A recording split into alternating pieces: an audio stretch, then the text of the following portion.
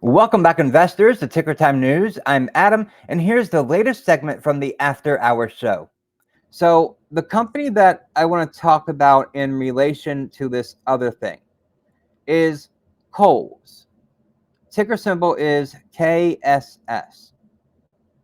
Now, Kohl's has been range bound with a low of about $46, $45 and a high of about $57 to $58. And it's been range bound for the majority of 2021 and into 2022. It's just not kicking off the ground. In our updated dividend stocks list, or yield leaders as we call them, Kohl's is in the number 8th position out of our top 10. But we look at it not just as their dividend yield, we look at it as a little bit more. First, their story. So, Kohl's, the department store giant, handedly beat their EPS estimates when it reported Q3 earnings in mid-November. However, analysts remained bearish on the name amid concerns about sluggish top-line growth, supply chain problems, and inflation.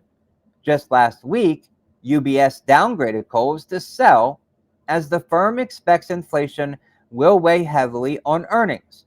Last month, activist firm Engine Capital sent a letter to the board of directors arguing that Kohl's should conduct a review of strategic alternatives. The firm is recommending that Kohl's consider spinning off its successful e-commerce segment, which it thinks could fetch $12.4 billion market cap all on its own, well above the $6.67 billion market cap for the entire company. This is similar to what Jana Partners is advocating for Macy's, ticker symbol M, to do. Regardless of whether that happens or not, Kohl's has been a serial underperformer, and if the stock cannot move following a huge beat in Q3, maybe it should considering a spinoff. Looking ahead, though, the main concern is obviously supply constraints. Kohl's has a good amount of production coming from Vietnam, and there have been COVID shutdowns over there.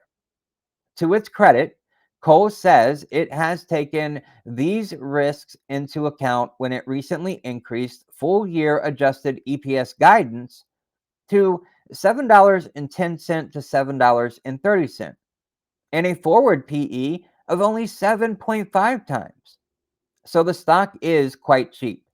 In my data for Kohl's, it scores a high shareholder yield of 98 out of 100, while its relative strength is at 51, and that's quite low. So it has not run away like many other retail stocks. There is a lot of negative here, and inflation will be a headwind. But I like the risk reward at these current levels. Plus, Kohl's has been aggressively buying back shares with a 10.2% buyback yield, and it pays a nice 2.1% dividend yield. So the total yield for Kohl's, and this is important, the total yield for Kohl's is 12.3%. Most out there claiming that here's the best dividend stocks only look at the dividend yield. And Kohl's is 2.1%, but you have to add the 10.2% share buyback because that also causes a stock price to appreciate. So the total yield, 10.2 plus 2.1, gives you the 12.3%. This is what I was trying to get at yesterday when talking about what a company pays an investor in its yield. And it's not just the dividend yield, but also the share repurchase program combined, which gives you the total yield. Then you take into account the stock's story. to weigh your risk-reward ratio and whether or not it fits into your portfolio. So there's 3 of the key data points to look at when you want to find a good dividend-paying stock. Dividend yield, yield from share repurchase programs, and the stock's risk reward, the stock story. Once you have those 3, you add them up, and that tells you whether or not it fits for you in your portfolio. So right now, Kohl's, at this moment in time, because the market is fluid and constantly changing, is at number 8 on our top 10 dividend stocks list.